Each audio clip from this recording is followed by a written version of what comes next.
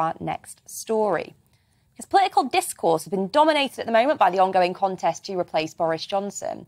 But the row over the Northern Ireland Protocol and Northern Ireland's place in the United Kingdom continues to roll on. Whoever becomes Prime Minister in September will have to find an agreeable solution to the dispute. So where do the budding Tory leaders stand on the protocol, and who is best placed to solve it? So, Arlene, I want to mainly throw to you here. Who have you been the most impressed with out of the remaining 5 candidates when it comes to tackling the protocol? Yeah, well, I think before I say that, I just go back to the protocol and where it came from. I mean, because it's not a situation where it came from just a practical solution to dealing with the single European market and keeping the risks away from the European Union.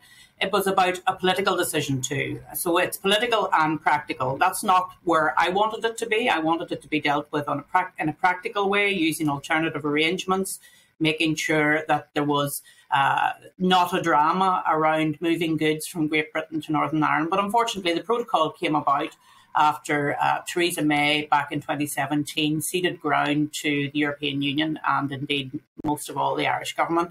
So we find ourselves in a place where Theresa May, Boris Johnson brought us forward, first of all, the backstop, then the protocol. Latterly, Boris and his team have been trying to deal with the vagaries of the protocol and the difficulties that it causes to us here in Northern Ireland. The protocol bill has passed its second reading.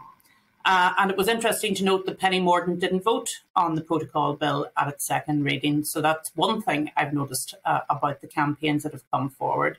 Rishi Sunak, of course, he reportedly didn't want the government to trigger Article 16, which was the mechanism to say, hold on a second, we need to revisit this whole protocol and look at the damage that it's doing. You will recall back in October of last year, when David Frost was leading on Brexit negotiations, there was a very strong sense that Article 16 was going to be triggered. It wasn't. And all of the thought at that time was that it came from Treasury and Rishi Sunak, that they didn't want to cause a drama with the European Union.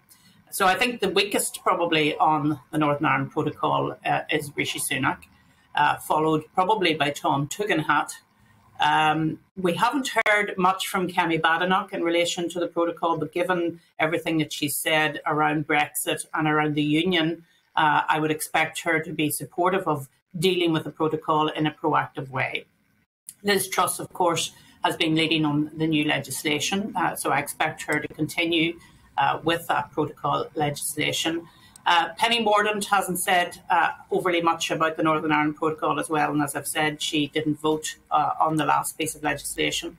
So it's a mixed bag, really, Deanna and Paul. I would say probably the strongest on the Northern Ireland Protocol, from my reading at the moment, is Liz Truss, and possibly followed by Kemi Badenoch. But it'll have to be dealt with. If people care about the United Kingdom, if it is the Conservative and Unionist Party, then they need to deal with it, and they need to deal with it up front. They will deal with the European Union, who, of course, see the protocol as the law of the Medes and Persians. In other words, that it can't be altered. But that's, of course, wrong, because if you look at the protocol itself, it has the space there in Article 13 for replacement or additions to the protocol. And they really need to be tough with the European Union, whoever the new leader of the Conservative Party is. Well, Arlene, thank you